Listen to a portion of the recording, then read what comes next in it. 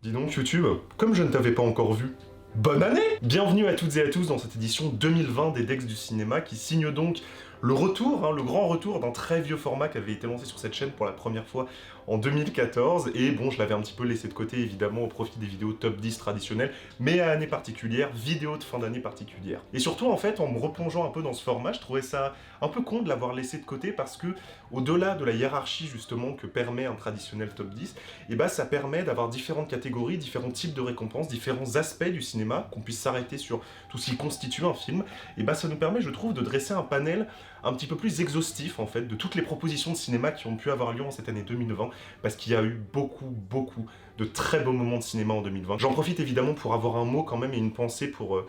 tous les exploitants, pour tous les distributeurs, pour tous les réalisateurs, les scénaristes, les acteurs, les actrices, bref, et plus généralement pour tous les gens qui ont été impactés par la crise du Covid. Ça a été très dur pour vous, ça a été aussi dur pour nous en tant que spectateurs, et on a essayé tant bien que mal avec des messages de soutien sur les réseaux sociaux de vous témoigner notre amour et notre confiance pour vos projets à venir. Donc c'est avec un immense plaisir que je vous dédie cette vidéo et que je vous répète, beaucoup l'ont déjà dit mais je le répète encore, dès que les salles rouvriront, on foncera voir ce que vous avez à nous proposer. Mais que ça ne nous empêche évidemment pas de nous remémorer un petit peu tout ce qu'il y a eu de beau, tout ce qu'il y a eu de grand, tout ce qu'il y a eu d'intéressant aussi au cinéma en 2020, et pour rendre le truc un petit peu moins rébarbatif aussi, et que ce soit pas uniquement moi qui soit là sur mon trône, enfin voilà, mon canapé, et puis évidemment, comme tous les youtubeurs, je suis en slip, parce qu'il fait très chaud quand on tourne, mais enfin bref, moi sur mon trône, qui suis là en train de vous dire, oui, tel film a le meilleur scénario, tel film a la meilleure direction d'acteur, tel film a la meilleure direction de la photographie, je vous ai demandé sur les réseaux sociaux de voter aussi pour attribuer un prix du public en plus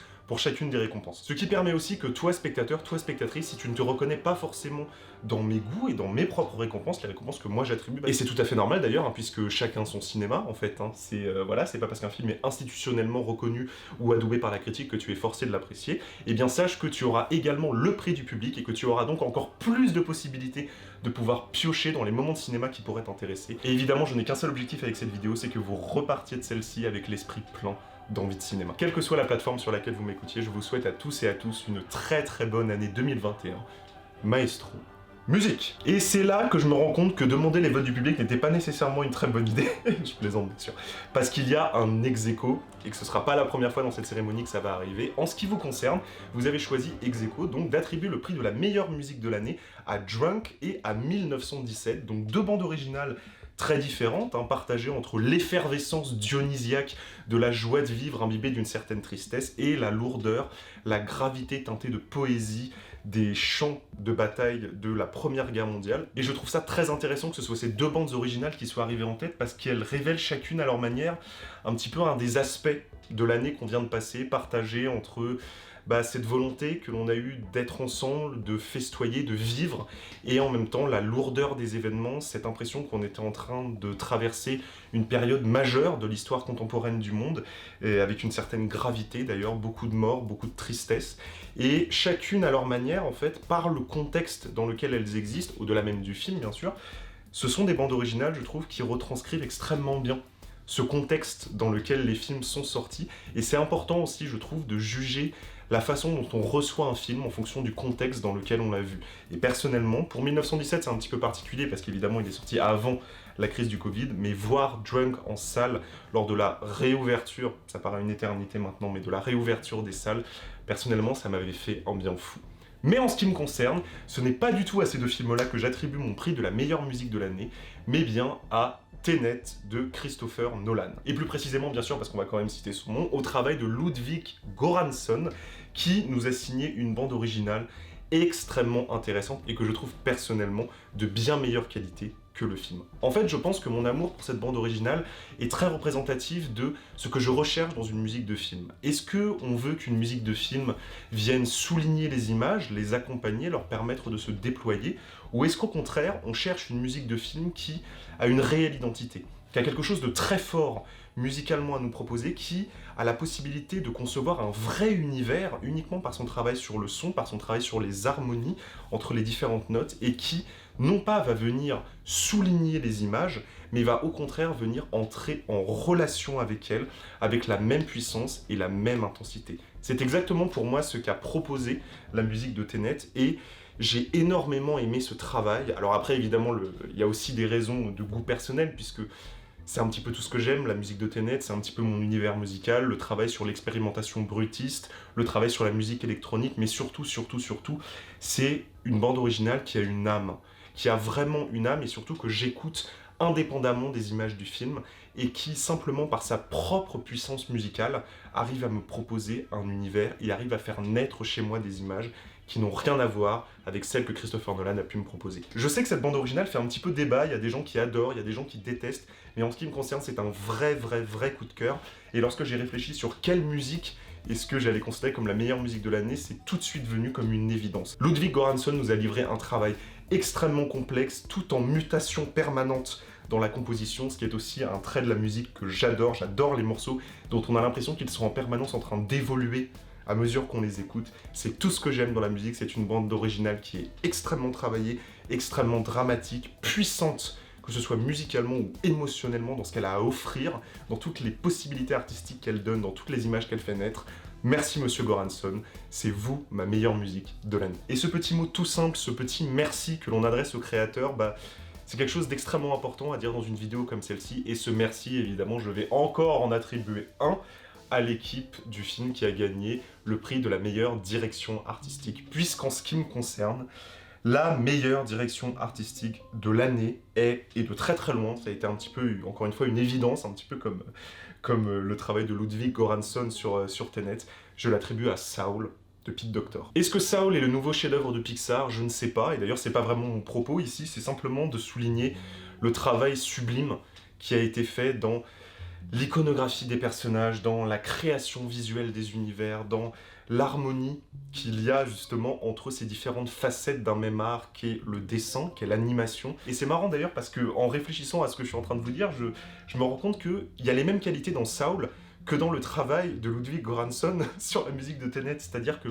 Saul est un film qui, artistiquement parlant, on a l'impression qu'il est en mutation permanente. Il nous propose plein de personnages complètement différents, plein d'univers visuels complètement différents, plein de travail sur l'animation complètement différent. C'est un film dont on a l'impression qu'il s'explore lui-même, et à mesure qu'il s'explore lui-même, il nous ravit nous en tant que spectateurs. C'était un très beau moment, j'ai adoré tout ce que le film avait à proposer de ce point de vue-là, du point de vue de la direction artistique. Mention spéciale pour les personnages faits d'un seul trait et qui sont en 2D, je trouve ça absolument sublime et je vous le recommande chaudement, en particulier pour sa direction artistique. Et vous l'avez compris, les recommandations dans cette vidéo, c'est une achetée, une offerte, puisque le prix du public, vous l'attribuez à 1917 de Sam Mendes pour son travail évidemment sur les costumes, sur les décors, pour toute sa façon en fait de nous faire revivre la Première Guerre mondiale de la façon la plus crédible possible. On aura l'occasion d'en reparler dans la suite de la vidéo. 1917, c'est pas un film dont je suis très fan pour tout un tas de raisons, mais je suis évidemment le premier à admettre que l'une de ses principales qualités, c'est sa capacité justement à rendre compte visuellement de ce conflit en l'incarnant, que ce soit évidemment par ses costumes, mais surtout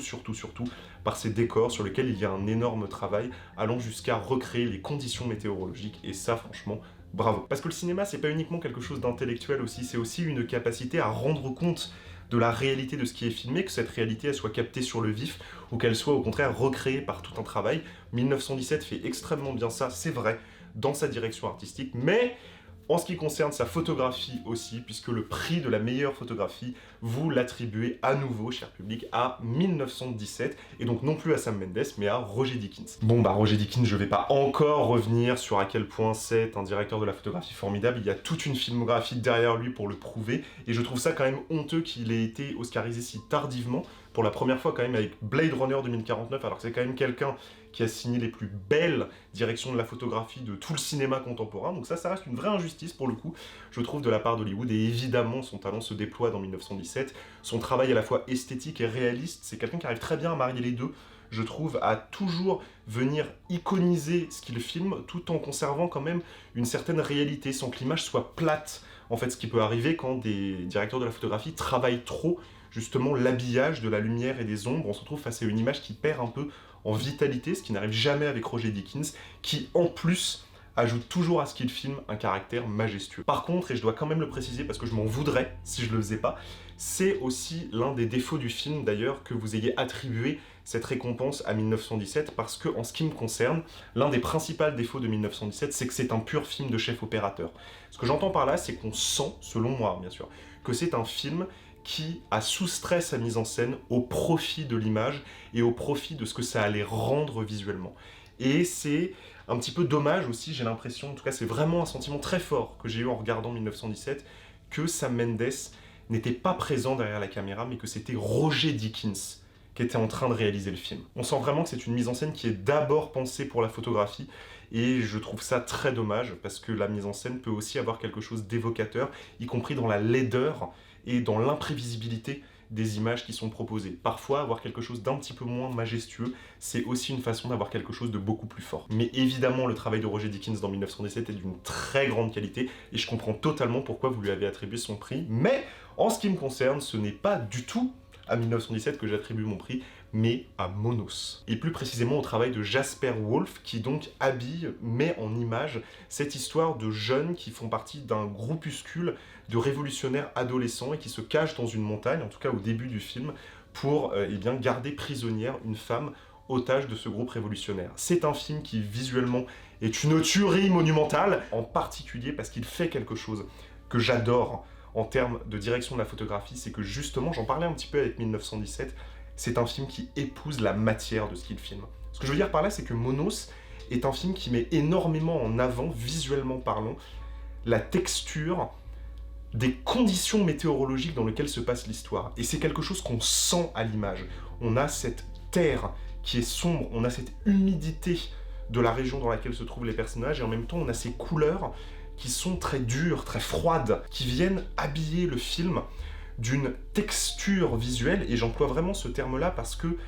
ce qui est formidable, je trouve, dans le travail de, je vous redonne son nom, Jasper Wolf à travers Monos, au-delà de la composition du cadre, qui, à chaque plan, est absolument dingue. Je sais toujours pas comment le mec a réussi, pour chaque plan, à nous proposer des trucs d'une qualité pareille, c'est que il arrive à choper la texture de ce qu'il filme. Et ce que j'entends par là, c'est que je me suis demandé au visionnage si Monos avait été filmé en pellicule, donc dans la dimension matérielle d'une image, c'est-à-dire une image qui a des impuretés à cause du support sur lequel elle est captée, ou s'il avait été filmé en numérique. Et Monos a été filmé en numérique. Et quand j'ai vu ça, quand j'ai vu ce travail de la matière, dont il était tellement abouti, que j'en suis venu à me poser la question de savoir si cette texture-là, elle venait pas quand même un petit peu du support de captation, mais qu'en fait, pas du tout. C'était vraiment une caméra numérique moderne, contemporaine, qui avait filmé ça. Je me suis dit, alors là, toi, Jasper, t'es un tueur. Et en ce qui me concerne, Monos, c'est ma tuerie visuelle de très très loin de tout ce que le cinéma a pu avoir à nous proposer cette année. Vraiment, mais je veux dire, regardez-moi ça. Regardez-moi ça. Regardez-moi ça, comment c'est sublime. Et je n'ai qu'un seul énorme, immense regret en vous parlant de Monos, c'est que putain, je l'ai pas vu en salle. Putain, je l'ai raté quand il est sorti en salle, et je l'ai vu sur mon ordinateur. Et ça a créé un manque dans mon cœur quand même. Et ce manque de la salle, on l'a beaucoup ressenti cette année, et d'autant plus en ce qui concerne le prix du meilleur scénario, que j'attribue à un film qui est sorti directement sur Netflix, pour le meilleur, parce que ça lui permet aussi d'exister, et je vois difficilement comment un film de cette trempe-là aurait pu être financé autrement, mais bon, j'ai quand même le regret qu'il n'ait pas pu être expérimenté sur un grand écran. Il s'agit de Je veux juste en finir de Charlie Kaufman. Que dire sur Je veux juste en finir de Charlie Kaufman ? Eh bien écoutez, que ça ne va pas plaire à tout le monde, c'est le moins qu'on puisse dire, mais que c'est quand même un très très très très beau moment d'écriture. C'est un film de toute façon qui est basé sur son mystère, c'est un film qui s'explore à mesure que le personnage s'explore lui-même, et qui va nous proposer tout un tas de choses, tout un tas d'expérimentations, d'écriture, de scènes très particulières, cette façon qu'il a notamment de faire durer les moments, parfois à la limite du regardable, c'est-à-dire que t'as vraiment envie à un moment donné qu'on accélère là, parce que bon, ça fait 40 minutes qu'ils sont en train de parler, ce serait bien quand même qu'on passe un petit peu à autre chose, qu'on rentre dans le vif du sujet, quand même. Mais c'est ça, évidemment, qui est passionnant, c'est cette capacité qu'il a à toujours réinterroger le film. Ouais, on dirait un petit peu que le film se construit à mesure qu'on le regarde. Non, c'est peut-être quelque chose qui me plaît dans le cinéma et que j'ai déjà évoqué, peut-être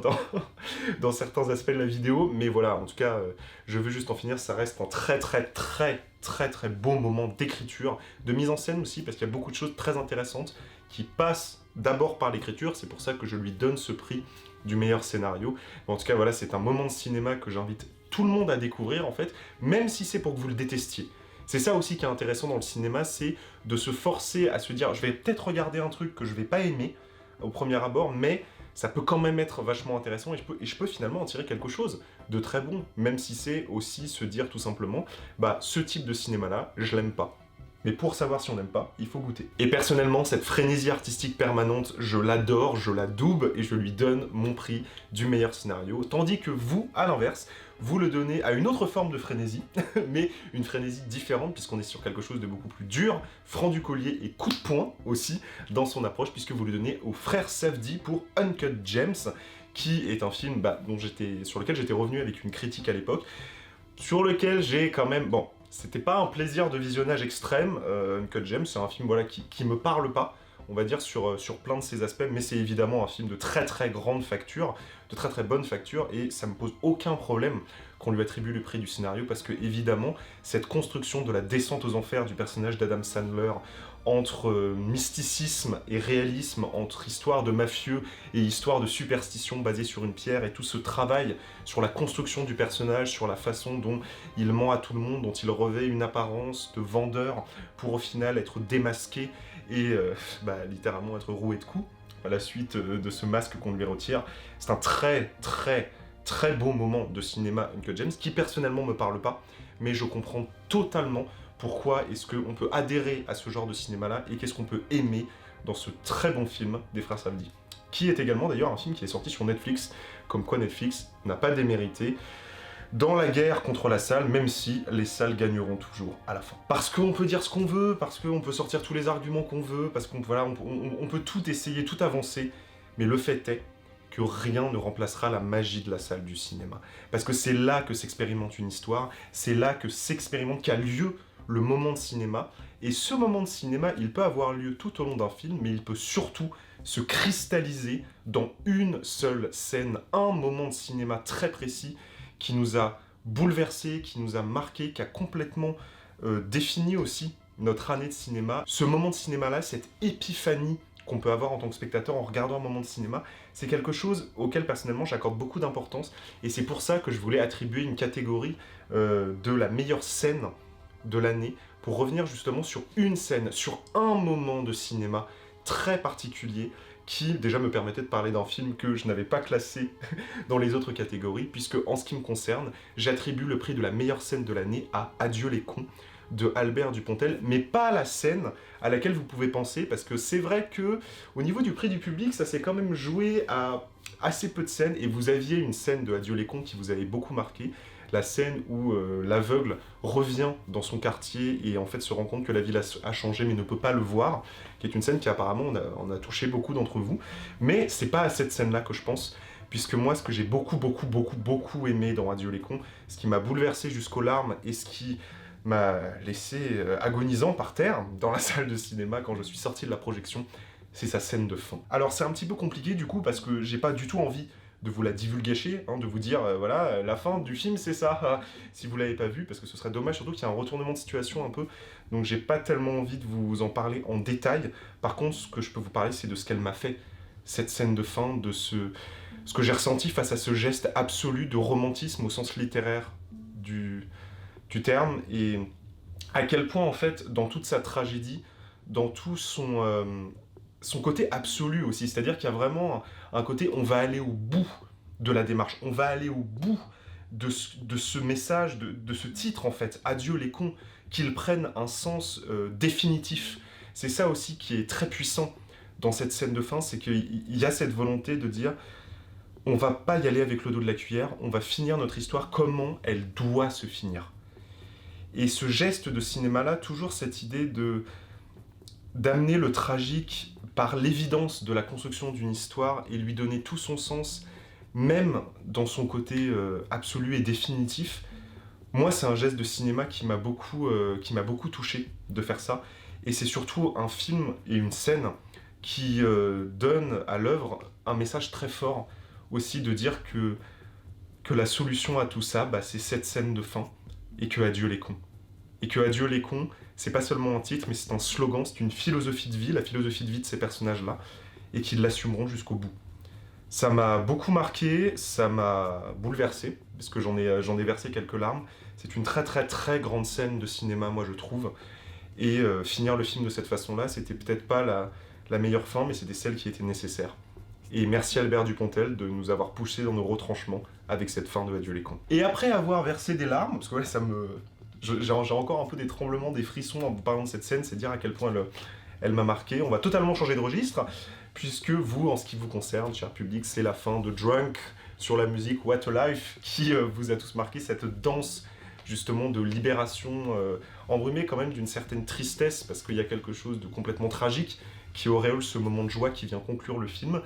Je n'ai pas grand chose de particulier à dire sur cette scène parce que je la trouve très réussie, mais plus généralement d'ailleurs sur Drunk, j'ai assez peu de remarques à faire sur le film, c'est un très bon film que je considère comme un des meilleurs de l'année de toute façon, et cette scène de fin, bah écoutez, elle a ceci de grisant qu'elle nous a rappelé ce qui nous avait manqué pendant cette année si particulière, et je comprends totalement qu'elle ait pu créer un écho chez nous, chez vous en particulier du coup, parce que c'est vous qui lui attribuez le prix du public, et c'est aussi important, moi je crois, de prendre conscience que le contexte dans lequel on voit un film, ça peut totalement définir notre perception de cette œuvre. Et si, par le contexte dans lequel on l'a vu, à savoir donc le Covid, le confinement, le déconfinement, etc., lorsqu'on reverra le film, ça peut nous rappeler ce sentiment-là, bah c'est que du plus. Et parfois, oui, un film s'auréole d'une puissance par son contexte. Il n'y a aucun mal à ça. Et bah écoutez, si vous avez été heureux au cinéma en voyant la fin de Drunk, ça me fait super plaisir. Et Drunk, vous avez beaucoup d'amour à donner à ce film, puisque c'est également le film qui reçoit le prix du public de la meilleure interprétation. Voilà, donc vous le donnez à Mads Mikkelsen pour son rôle dans Drunk. Et là, pour le coup, je sais qu'on a été plutôt cool, voilà, entre vous et moi, public, depuis le début de cette vidéo, mais là je vais pas être d'accord. Voilà,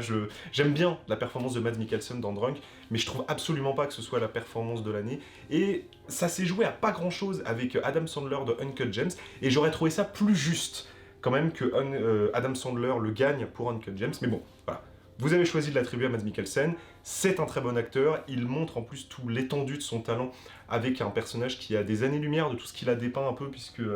c'est quand même un rôle qu'il garde beaucoup pour son travail dans le cinéma danois, en fait, ce rôle de personnages qui sont assez peu glorieux, assez peu remarquables, aussi dans leur attitude, puisque Mads Mikkelsen c'est quand même quelqu'un qui a une gueule, et dès qu'il va aux États-Unis c'est pour jouer des personnages hyper campés, qui ont une aura très particulière, etc. Et quand il revient au Danemark, c'est pour jouer des personnages justement très discrets, très faibles aussi justement. Et voilà, il est bien dans le film. Je trouve cependant pas qu'il délivre une performance qu'on peut qualifier de meilleure performance de l'année. Mais bon, voilà, je m'en serais voulu de pas donner mon avis là-dessus. En ce qui me concerne,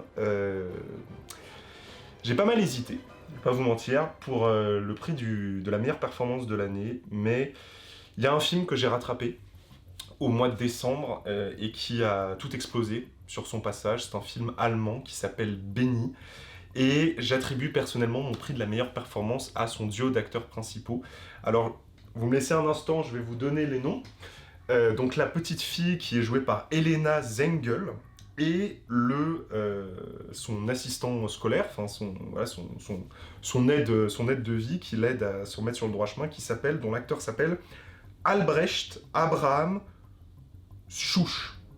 Voilà, je suis désolé, je sais pas particulièrement prononcer son prénom et son nom de famille, voilà, pardon.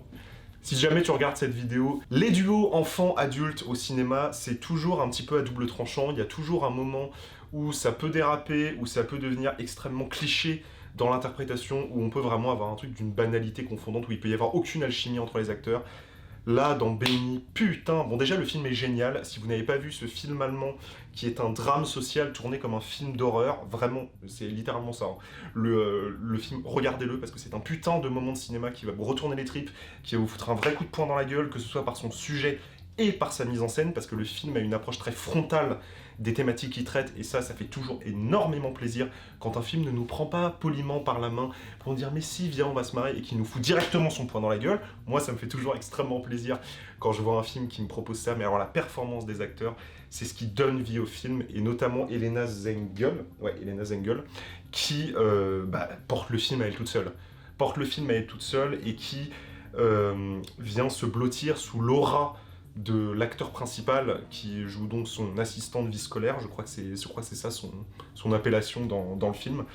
qui est un acteur qui a une aura vraiment de dingue, alors qu'il n'a pas un physique qui est très particulier. C'est aussi ça qui est intéressant, c'est qu'il dégage quelque chose, et leur duo fonctionne tellement à merveille. La construction de la coexistence de ces deux personnages, de ces deux âmes tourmentées, en fait, chacune à leur manière, c'est un très très beau moment de cinéma, Béni. C'est un film génial que je vous recommande pour toutes les raisons du monde, et en particulier pour la performance de ces deux acteurs principaux, parce que putain, c'était magnifique. C'était vraiment, vraiment magnifique, et c'est aussi ça qu'il y avait de beau dans 2020. Oui, il y a eu le Covid, oui, il y a eu la fermeture des salles, oui, il y a eu tout ça, mais putain, il y a eu des beaux moments de cinéma aussi.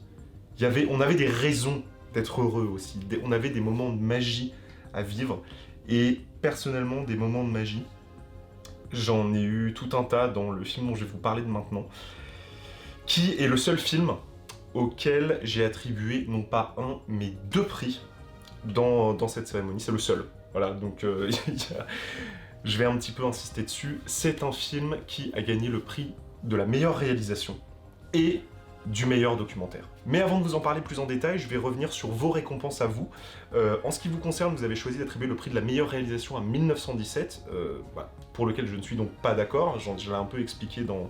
dans la partie où on parlait du travail de Roger Deakins. Voilà, pour tout un tas de raisons, je vous renvoie vers ma critique de l'époque. Mais je comprends que le film puisse plaire, je comprends qu'on ait pu vivre un moment de cinéma fort aussi, et on va aussi au cinéma pour ça. Donc vraiment, j'ai pas de problème avec ça, simplement voilà, je suis pas d'accord.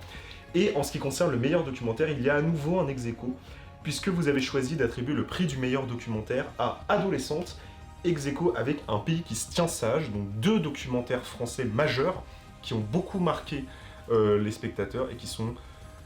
même si j'ai du mal avec Un pays qui se tient sage, pour tout un tas de raisons qui mériteraient d'ailleurs une vidéo entière pour pourquoi est-ce que j'ai un problème avec ce film. Je comprends totalement pourquoi est-ce qu'on peut adhérer à la démarche artistique, je comprends totalement comment est-ce qu'on peut aimer le discours du film, et Adolescente, je ne l'ai pas encore vu, je suis désolé, j'ai pas eu l'occasion de le rattraper, mais j'en ai entendu beaucoup de bien. Donc 2 films très forts qui, je pense, méritent d'être découverts parce que vous pourriez vivre un très grand moment de cinéma. Bon, en ce qui me concerne, ça n'a pas eu lieu avec Un pays qui se tient sage, mais je comprends totalement pourquoi est-ce qu'on peut adhérer à ce film. Mais moi, le film dont j'ai envie de vous parler, c'est à nouveau un film allemand, voilà, c'est la Deutsche Qualität, hein, comme d'habitude, puisque c'est Boule de feu depuis la nuit des temps de Werner Herzog. Alors, je vous préviens, je vais un petit peu m'exciter là, parce que je suis un fan absolu des documentaires de Werner Herzog, à tel point que je considère d'ailleurs que c'est un meilleur réalisateur de documentaires que réalisateur de fiction. Ouais, je vais jusque-là. Pour moi, ces documentaires, la façon qu'il a de mettre son regard si particulier sur la réalité, ça vaut tous ces scénarios du monde. Mais vraiment, de très très très très loin. Et Boule de feu, depuis la nuit des temps, qui est un titre bien merdique pour un film qui ne l'est absolument pas, puisque c'est un très très très grand documentaire qui nous parle en fait tout simplement de comment est-ce que les météorites ont influencé l'espèce humaine, comment est-ce qu'elles ont influencé la vie de la Terre, comment est-ce qu'on les a représentées, comment est-ce qu'on a construit des mythes, des cultures autour de ces êtres venus d'ailleurs, du coup de ces visiteurs du passé.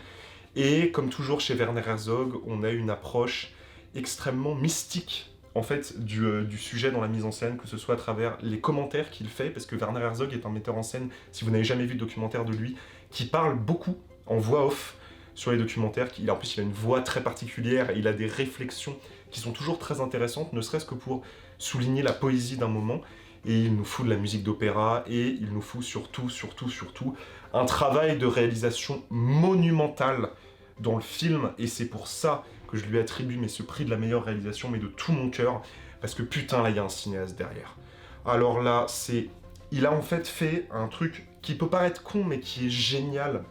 et c'est ça aussi la marque des grands metteurs en scène. Bon, il y a au-delà de toute la qualité, du fait qu'il parle en voix off, et que c'est toujours hyper intéressant,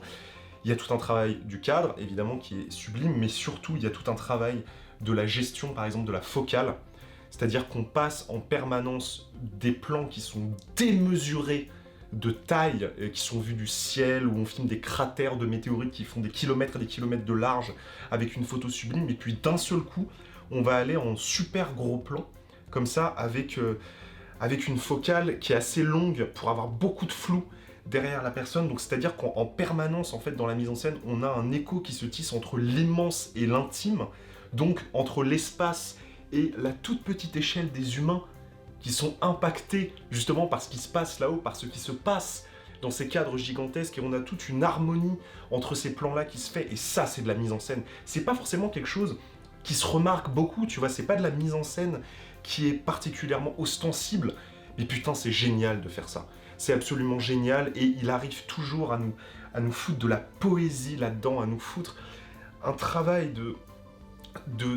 captation, de mise en scène. En fait, on dirait que c'est pas du documentaire, on dirait qu'il a vraiment mis en scène ça. Quand il filme le truc, je pense notamment à ces plans où les personnages cherchent des météorites en Arctique, qui est une scène absolument extraordinaire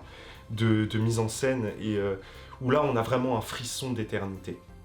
C'est-à-dire que Werner Herzog est un metteur en scène qui arrive à ça, qui arrive au frisson d'éternité, et ça, moi, quand un film me fait ressentir ça, je veux dire, c'est tout, quoi. Je veux dire, pour moi, le film a tout gagné. Et il y a aussi un truc, quand même, que j'aime beaucoup, qui est un petit peu moins intéressant d'un point de vue de la mise en scène, mais que je trouve génial, parce que c'est quelque chose que j'ai très peu vu dans un documentaire,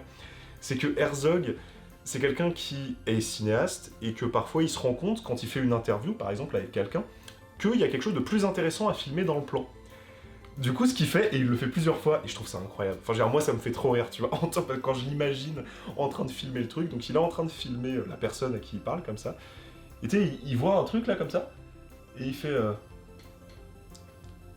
Et la nana, elle continue de parler, et lui, il va filmer autre chose, parce qu'il a envie de filmer autre chose, parce qu'il sait que ce qui est à côté de la personne qui parle, alors qu'ils sont en train de faire une interview, ce sera plus intéressant. Je trouve ça génial. C'est vraiment, le mec n'a aucun respect pour les personnes qui filment, et je trouve ça hyper drôle. Mais voilà, ça c'est un détail. C'est un très grand documentaire. C'est peut-être pas son meilleur, et le film a sûrement des défauts d'ailleurs aussi. Faut dire que quand on a réalisé un film aussi incroyable que Lessons of Darkness, je vois pas tellement comment est-ce qu'on peut faire mieux. Si vous avez pas vu ça, putain, regardez-le, c'est incroyable. Lessons of Darkness, c'est un des plus grands films que j'ai vu de toute ma vie, et c'est un documentaire de Werner Herzog. Mais c'est un très beau film. Boule de feu, c'est un film qui est sublime dans sa mise en scène, c'est un film qui nous apprend aussi beaucoup de choses, personnellement j'ai beaucoup appris, et c'est un film, si vous avez envie de le voir, qui est disponible sur Apple TV+. Voilà, ça y est, je me suis déchargé de tout l'amour que j'avais à donner à Werner Herzog. On est fin prêt pour parler du meilleur film de l'année. Et en ce qui me concerne, ça n'a pas été facile, voilà, de choisir. Ça s'est beaucoup joué entre Benny, entre Fireball, mais je me suis dit, ah non, je vais pas encore donner un prix à Werner Herzog, 3 prix, ça fait beaucoup. Et finalement, c'est un film que j'ai rattrapé très récemment, le dernier film en fait que j'ai rattrapé pour préparer cette vidéo, qui m'a convaincu que j'étais là face au meilleur film de l'année. Je vous en parle dans un instant. D'abord, le public, quant à lui, vous recommande en tant que meilleur film de l'année Uncut Gems des frères Safdie. Écoutez, moi, ça me va très bien que ce soit ce film-là qui gagne, même si c'est pas un moment de cinéma que j'ai particulièrement apprécié pour tout un tas de raisons. Ça me pose pas de problème, c'est un très bon film, c'est un film qui est très fort, qui est puissant, qui a beaucoup de choses à proposer, que ce soit en termes de mise en scène, en termes de jeu d'acteur, en termes de scénario. Je comprends totalement qu'on adhère à cette démarche-là. C'est un film percutant, au sens propre comme au sens figuré. Donc si vous n'avez pas vu Uncut Gems, le public vous le recommande, et moi aussi je vous invite à le voir. Mais en ce qui me concerne, à cette frénésie que vous avez plébiscité en parlant d'Uncut Gems, j'oppose la poésie, le tragique et la volupté de Madré, réalisé par Sorogoyen. Alors pour ceux qui ne l'ont pas vu, ça raconte l'histoire en fait d'une femme dont l'enfant a disparu 10 ans avant l'histoire, et qui en fait vit désormais dans la région où cet enfant a disparu pour, non pas pour le retrouver, mais disons pour tenter vainement de trouver un sens à ce drame, de trouver un sens à la disparition de cet enfant, et peut-être de se reconstruire, alors que bien évidemment c'est impossible, et c'est d'autant plus impossible alors qu'elle vit dans l'endroit où son enfant a disparu. Madré, c'est un film qui est assez violent, qui est assez difficile à regarder. En fait, c'est surtout que c'est un film très lourd. C'est ça aussi, de par les thématiques qu'il traite, de par le travail de mise en scène de Sorogoyen, sur lequel on va revenir juste après.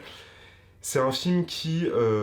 fait mal par où il passe. Ça, moi, je considère que c'est vraiment le film le plus pesant de l'année, mais c'est une telle proposition de cinéma que ça m'a complètement...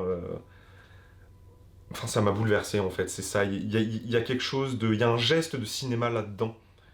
qui me fascine absolument, et je dirais que la principale raison pour laquelle Madré m'a autant marqué, c'est pour tout son travail de déconstruction de son genre. En fait, Madré, si vous voulez, se présente comme un thriller. A priori, on se dit, ah, c'est l'histoire d'une nana, son fils a disparu, elle rencontre un gamin qui lui rappelle son fils. Est-ce que ce serait pas son fils? Qu'est-ce qui est arrivé à son fils? Et à chaque fois que tu penses que le film va aller quelque part, à chaque fois que tu penses que Sorogoyen va aller dans une direction, le film n'y va pas. C'est-à-dire en fait que de façon permanente, le film est surprenant, mais non pas surprenant en te balançant par exemple des twists auxquels tu t'attendais pas, mais surprenant en fait dans les orientations de scénario qu'il choisit d'arpenter. C'est ça qui est intéressant dans Madré, c'est que en permanence, jusqu'à la fin du film, jusqu'à cette scène de fin qui est, bon, qui a pas plu à tout le monde, hein, pour tout un tas de raisons que je comprends parfaitement, mais que personnellement j'ai beaucoup aimé. Jusqu'à la fin, le film te dit non, c'est moi qui décide où on va. C'est pas toi, spectateur, qui t'attends à voir quelque chose, et donc parce que tu t'y attends, je vais te le donner. Et ce truc-là, on le retrouve également dans la mise en scène, parce que Madré est un pur drame réaliste. Enfin, je veux dire, tu peux pas faire plus concret et réaliste que l'histoire de Madré, mais c'est réalisé comme un film de fantôme. C'est concrètement l'histoire d'une femme qui est hantée par un fantôme, celui de son enfant. Et en fait, ça se retrouve dans la mise en scène. Il y a tout un travail d'une caméra qui est portée en permanence, avec des plans séquences qui sont très longs, avec une photographie qui est extrêmement laiteuse, pour retrouver ce côté cotonneux et en même temps très gris, puisqu'il fait tout le temps moche, alors que les personnages habitent au Pays Basque. Donc on a tout ce travail d'atmosphère, tout ce travail d'envelopper les personnages et le spectateur dans un certain rythme, dans un certain travail de la tension, dans un certain univers, pour au final nous raconter ce qui est très concrètement une histoire de fantôme. Et en fait, ce qui est fascinant là-dedans, c'est que je me suis moi-même surpris à plusieurs fois me demander, mais est-ce qu'on va pas aller dans le fantastique là? Parce que la mise en scène s'y prête bien à aller dans un fantastique un peu autorisant, mais à aller quand même dans des retranchements de cinéma qui sont a priori pas ceux que le film nous vendait au départ. C'est un film qui est plein de surprises, c'est un film qui est plein de propositions de cinéma, c'est un film qui est extrêmement abouti en fait. Dans sa démarche, dans sa volonté, dans son résultat, dans tout ce qu'il peut avoir à nous proposer. Moi, c'est un film, quand je l'ai vu, je me suis dit, ah bah putain, je n'avais jamais vu un film de Sorogoyen, et bah le mec qui a fait ça, c'est pas la moitié d'un con. Et en ce qui me concerne, c'est le film qui m'a le plus marqué en cette année 2020. Bon, après, il faut aussi comprendre que c'est un petit peu tout ce que j'aime dans le cinéma. Voilà, on est sur un parti pris très réaliste, avec une mise en scène un petit peu éthérée. On est sur un sujet qui est très lourd, qui est très violent. On va sur des terrains qui sont pas hyper sympas, où en même temps on surprend le spectateur, et en même temps c'est pas vraiment des twists, c'est juste que ce sont des directions auxquelles tu t'attendais pas, et le film en fait glisse, et on se laisse glisser avec lui, on se laisse, comment dire, envahir par ce poison très particulier, ce poison du souvenir, ce poison de l'amour qui peu à peu meurt, et qui pourtant ne disparaîtra jamais. C'est un film super. Voilà, c'est ça que j'aime dans le cinéma. C'est des films comme Madré, ce sont des propositions comme Madré que moi j'aime dans le cinéma. Et je ne peux vous dire qu'une chose, c'est clairement mon film préféré de l'année. Et j'espère que je vous ai convaincu de le découvrir. C'est sur ces bonnes paroles que se conclut cette vidéo. Je vous remercie de l'avoir suivi jusqu'au bout. Je vous remercie de me suivre. Je vous remercie pour tous les gens qui ont participé sur les réseaux sociaux pour pouvoir voter et attribuer les prix du public. Je vous souhaite encore une fois une très très bonne année 2021. Je reviens très fort avec tout un tas de podcasts à vous proposer. J'espère que vous serez au rendez-vous. Je vous souhaite de beaux moments de cinéma. J'espère que vous repartez de cette vidéo l'esprit plein d'envie et plein de films à découvrir. Et je vous dis à très vite. Salut tout le monde.